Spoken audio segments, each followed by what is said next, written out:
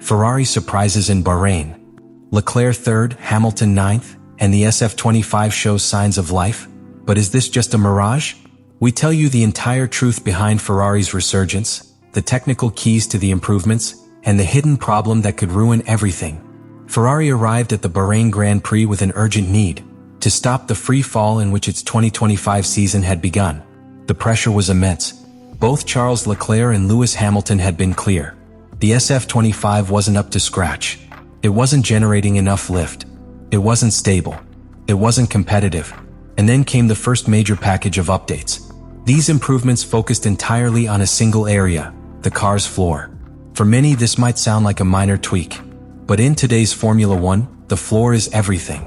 Downforce generation, car balance, cornering stability, it all starts below. Ferrari modified the floor fences, the vertical fins that direct airflow beneath the car. It also changed the edges of the floor edge, seeking to generate cleaner, more stable vortices that feed the rear diffuser with more energy. But that wasn't all. The boat tail, the rear section that is key to airflow expansion and diffuser efficiency, was redesigned. The wind tunnels were also adjusted, widening the expansion area. The goal of all this was clear: to reduce downforce losses downstream. In other words, to make the car stick better to the road without sacrificing straight-line speed. And there's more. Ferrari implemented a new winglet on the rear wing pillar. A small part, almost invisible to the casual eye, but which in the wind tunnel represented an improvement of up to hundredths of a second per lap. In Formula One, that's everything. This package was designed with urgency, manufactured in record time, and fitted to the car with pinpoint precision. And while the team knew it wasn't going to immediately transform the car into a Red Bull or a McLaren, they did have a specific goal: to start closing the gap inch by inch. The early data was promising.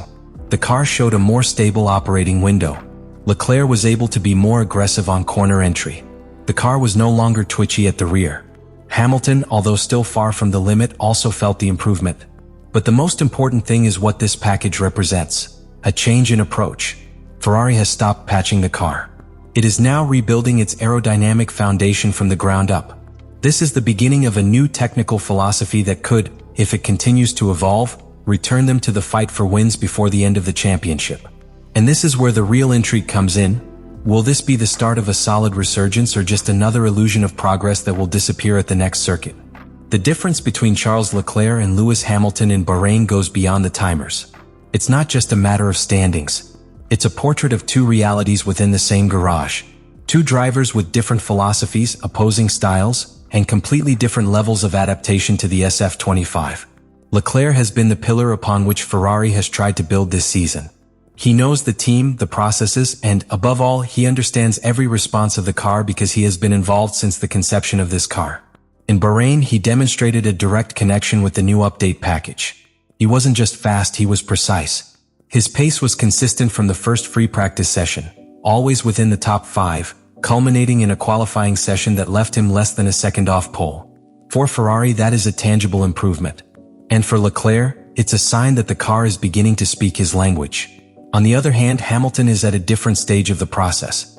His arrival at Ferrari has been one of the most publicized in years, but what few see is the complexity of changing teams after more than a decade with Mercedes.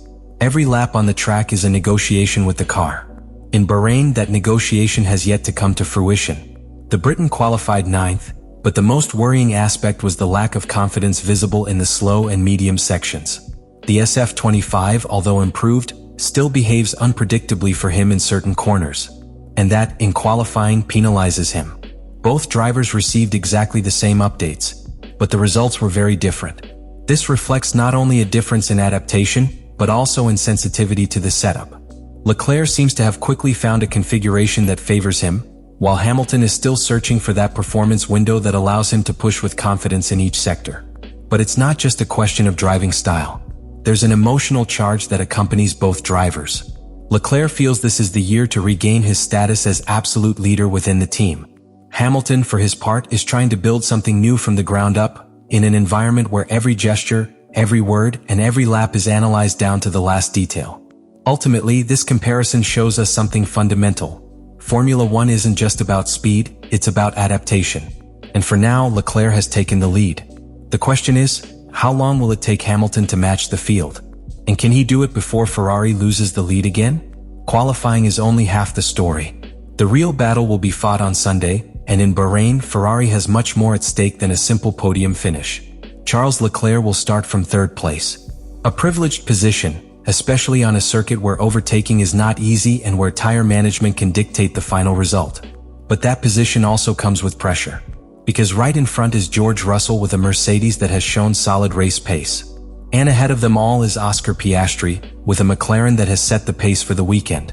Ferrari knows that to keep its hopes of a comeback in the championship alive, it needs more than good qualifying. It needs results on Sunday. The SF25 has shown improvements in stability and balance, but long-run pace is an unknown. While practice data suggests an improvement in compound management, it has yet to be tested under real-world race conditions with traffic, temperature changes, and mixed strategies. Bahrain is one of the most abrasive circuits on the calendar. The asphalt is punishing on tires, especially the rears. In previous years, Ferrari has suffered steep degradations that have compromised their races, even when starting from promising positions. If the new SF25 floor adjustments have truly improved airflow to the diffuser and stabilized the rear axle, we could see Leclerc in a position to fight, not only to maintain his position, but to attack if a strategic window presents itself. For Lewis Hamilton, the scenario is completely different.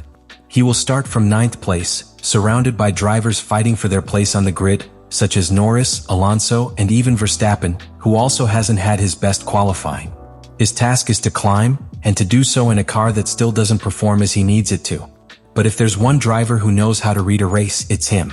Hamilton has won in Bahrain more times than anyone else on the current grid. His experience with tire management, his decisions under pressure, and his ability to maximize his strategy will be his greatest weapon. Everything will depend on how well they can adapt to the dynamic demands of the SF25's race pace. If they find the right balance, even starting from the back, they could be in contention for important points. The team, meanwhile, will have to execute with surgical precision. The ideal pit stop window is narrow. Errors in strategy or a slow stop can mean the difference between a podium finish and falling outside the top 5. And in a season as tight as the current one, every point counts. This Grand Prix won't just be a test of the pure pace of the new update package. It will be a total evaluation of the car, the drivers, the strategy, and Ferrari's ability to react in real time. Because if they want to be a contender again, qualifying well isn't enough. They have to prove they can endure, attack, and adapt under pressure. Bahrain doesn't give second chances. And Ferrari can't afford to fail. Behind the SF25's apparent progress, there is a latent concern that neither results nor public statements can hide. Because although the aerodynamic updates have shown an immediate effect on qualifying, there are worrying signs that point to something deeper. Something that can't be solved with a new diffuser or a better designed rear wing. We're talking about structural problems at the very foundation of the car. Internal sources in the paddock and technical leaks from Maranello point to two critical areas: the rear suspension and ride height. Two elements that, if not working in perfect harmony, can compromise the car's overall dynamic performance. The SF25's rear suspension, according to several analysts, is failing to maintain a stable platform during the most sensitive phases of the lap: braking, cornering, and traction. This causes balance variations that affect both performance and driver confidence. In Leclerc's case, his aggressive corner entry style allows him to compensate for certain shortcomings.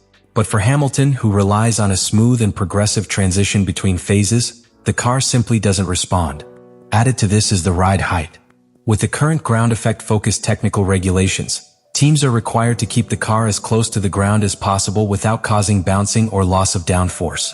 But on the SF25, the operating window is extremely narrow. A small change in temperature, wind, or fuel level can completely alter the car's behavior. This forces engineers to make difficult setup decisions, sacrificing balance in fast corners to gain stability in slow corners, or vice versa. And that's the real problem.